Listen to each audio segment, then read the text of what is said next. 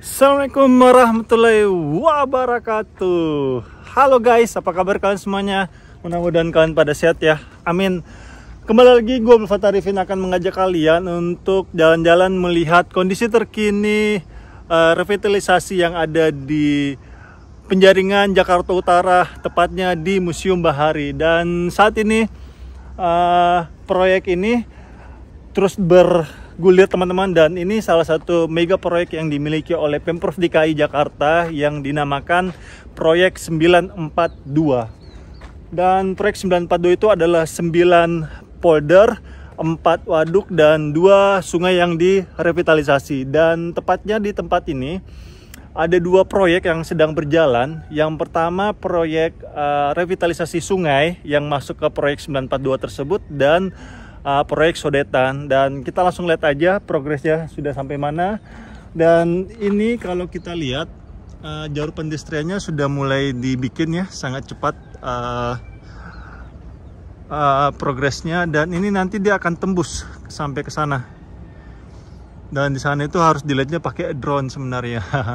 Nanti aja ya kita pakai drone. Dan langsung aja kita jalan-jalan melihat kondisi terkini. Dan ini adalah precast yang dibuatnya di luar proyek, konkret precast. Dan ini gue ngambilnya di pagi hari teman-teman, jadi kalau kalian melihat belum ada pekerja masih wajar ya, karena masih jam berapa sekarang, 6:30. Mana jamnya tuh, 6:30, masih sangat pagi sekali. Dan nanti di jalur ini adalah jalur pedestrian teman-teman, seperti di jalur Kota Tua. Dan di sebelah kiri ini ada small fabrikasi ya, ada pembuatan ataupun pemotongan bar besi, dan itu namanya bar cutter. Bar cutter itu adalah alat pemotong, dimasukkan ke sini, habis itu dipotong dan dibengkokkannya di sebelah sini, atau yang dinamakan bar bender.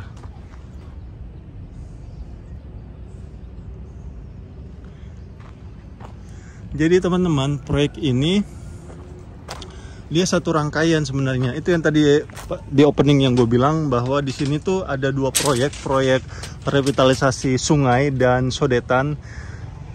Jadi nanti di sini sungai ini jika mengalami kelebihan air itu akan disedot ke sodetan sebelah sana teman-teman, dan itu akan dialirkan langsung ke laut.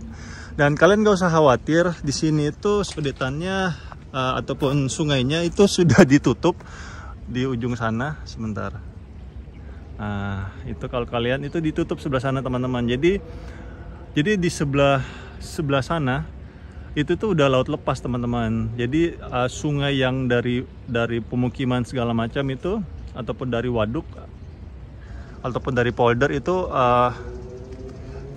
muaranya di sini teman-teman. Jadi akan dibuangnya ke laut nantinya.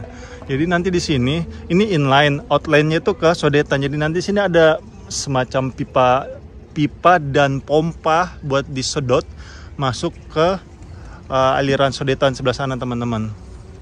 Makanya di tengah-tengah itu kalau kita lihat itu dikosongkan. Dan ini kemungkinan besar akan digunakan untuk jalur pipa besar yang ini. Dan pipanya itu kemungkinan besar yang itu teman-teman, kalau kalian lihat. Nah itu. Dan di sisi yang ini kalian lihat itu bengkokannya, itu kemungkinan bengkokan untuk masuk ke sini. Jadi ini salah satu bentuk ikhtiar dari Pemprov DKI untuk meminimalisir air yang turun dari langit. Dan kita akan lihat-lihat masuk ke dalam lagi.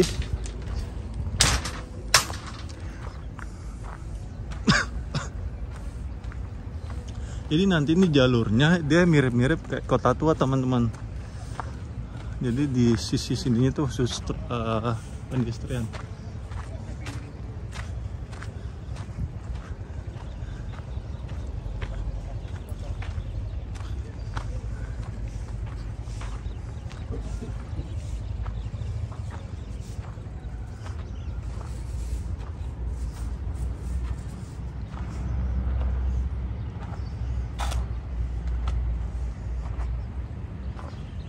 Dan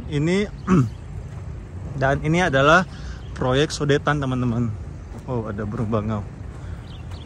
Proyek Sodetan. Jadi nanti air ataupun sungai yang dari sebelah sana itu akan dibuangnya di tempat sini. Seperti itu. Dan ini jalur pendestriannya juga sudah mulai jadi ya. Kalau kita lihat.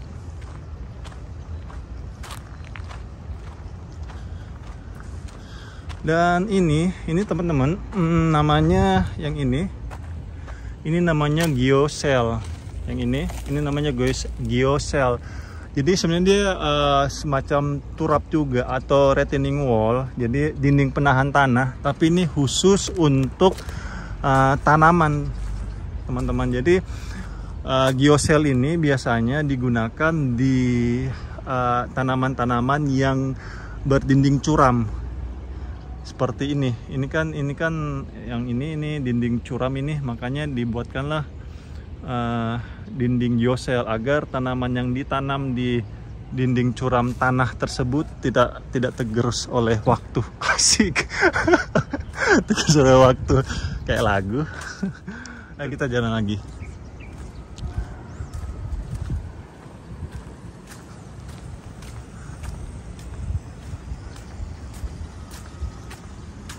Dan ini teman-teman, apa ya, gue akuin di zamannya Pak Anies Baswedan itu penanganan banjir itu yang terbaik sih menurut gue. Karena menurut data BNPB itu di zamannya Pak Anies Baswedan paling sedikit RT atau RW yang tergenang airnya, teman-teman, ataupun banjir.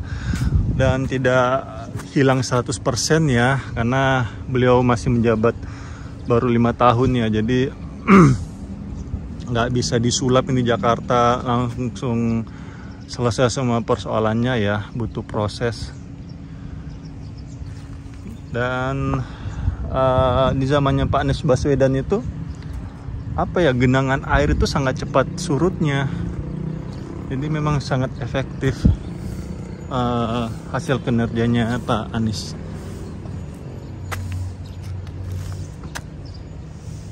Dan ini nanti akan ada jembatan 2. Nanti gue liatin nanti ini bentuknya seperti apa.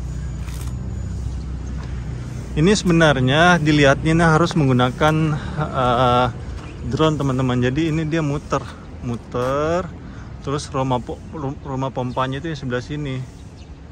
Kalau kalian sebentar.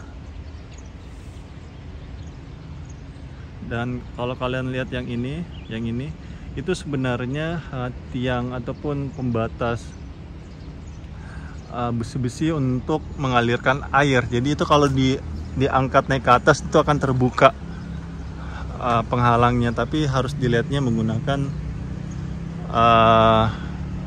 drone.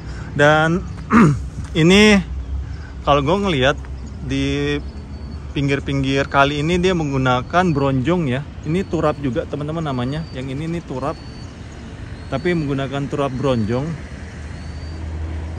Jadi turap itu ada beberapa jenis bentuknya. Ada turap besi atau yang biasa disebut seat pel. Terus ada digunakan turap beton. Turap beton itu biasanya untuk di sungai-sungai. Yang sebelah sana kan kalian lihat di video awal-awal tuh, itu dia menggunakan turap beton.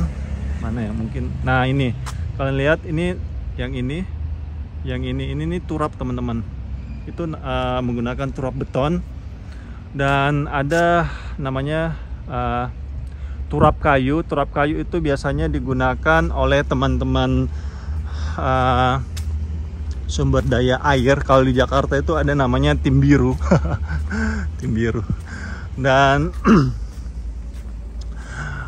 Yang terakhir itu ada namanya bronjong yang ini teman-teman. Jadi nih, ini yang namanya bronjong. Jadi kawat-kawat terus dirajut menjadi satu bentuk dan dimasukkan ke dalamnya itu batu-batu kali seperti itu. Dan sebenarnya terakhir itu ada namanya aduh, gue lupa nama istilahnya, sebentar gue lihat dulu catatan.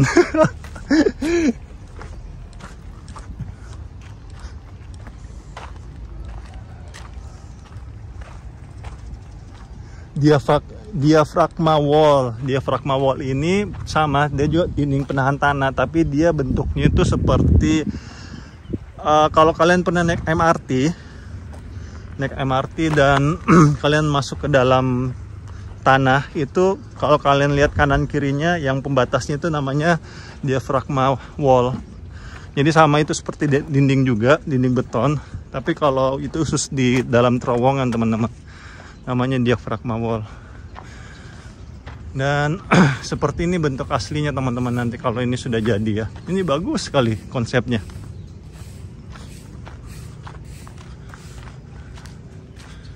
Dan ini dia yang besi yang jembatan yang potong tadi, ini dua yang gue liatin. Terus yang sebelah sini ini adalah Museum Bahari, yang ini adalah rumah pompa teman-teman, seperti itu.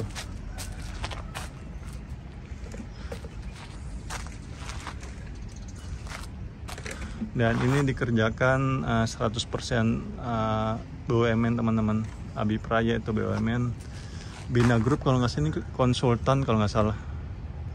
Dan ini adalah proyek dinas sumber air DKI Jakarta, seperti itu. Jadi sampai di sini dulu mungkin jalan-jalan kita. Dan ini adalah bentuk usahanya Pemprov DKI untuk meminimalisir curah hujan yang turun dari langit. Jadi airnya diolah dengan baik. Dan terima kasih untuk Pak Anies Baswedan yang telah bekerja sangat baik di Jakarta ini, dan sebentar lagi beliau akan selesai masa jabatannya di, kalau nggak salah 15 Oktober ya, beliau selesai masa jabatannya. Dan terima kasih banyak Pak Anies Baswedan dan Pak Riza. Bapak-bapak jadi dua kan, bapak-bapak bekerja dengan sangat baik sekali di Jakarta, dan kami warga DKI Jakarta sangat merasakan perubahannya dan manfaatnya Pak. RTH, ruang terbuka hijau di Jakarta di zamannya Pak Anies Baswedan dan Pak Riza sangat terasa Pak perubahannya, dan banyak sekali ruang terbuka hijau sekarang. Terus banjir Jakarta juga semakin berkurang, dan masih banyak lagi Pak prestasi-prestasi yang Bapak raih, tentunya atas izin Allah ya, semuanya yang kami bisa rasakan Pak. Jazakumullah khairan. Semoga ini semua bisa menjadi amal ibadah buat Pak Anies dan Pak Riza, dan bisa dirasakan oleh seluruh Indonesia, khususnya di masyarakat di DKI Jakarta. Dan yuk teman-teman, kita dukung terus proyek-proyek nasional ataupun proyek-proyek daerah. Hindari ujaran kebencian, hindari maki-makian, karena semua itu tidak akan membantu Indonesia menjadi negara maju. Berikan kritikan ataupun solusi kalian ke uli amri kita dengan cara yang baik, dengan cara yang sopan. Jangan kalian hujat teman-teman. Jika kalian merasa ada yang kurang dari pemerintah kita, nasihatilah mereka dengan cara yang baik, karena beliau-beliau di sana hanyalah manusia biasa teman-teman, yang nggak lepas dari kata salah atau hilaf. Dan mereka juga mempunyai hati yang harus kita jaga. Sama seperti kita, kalau kita berbuat salah dan ada yang menasihati kita dengan cara yang kasar, nasihat tersebut pasti akan sulit kita terima. Sama seperti para pemimpin negeri ini. Jadi yuk sama-sama saling menghormati. Semoga dengan itu pembangunan di Indonesia lebih mudah, dan mudah-mudahan suatu hari nanti Indonesia tidak hanya menjadi negara berkembang, tapi menjadi negara maju. Amin. Dan untuk kalian yang baru melihat channel ini, dan merasa channel ini bermanfaat, monggo silahkan subscribe dan like. Mudah-mudahan dengan itu channel ini bisa bertahan dan bisa berkembang sehingga bisa membawa manfaat ke orang lain lebih banyak lagi. Akhir kata, gue Abdul Fattah Arifin pamit. Assalamualaikum warahmatullahi wabarakatuh.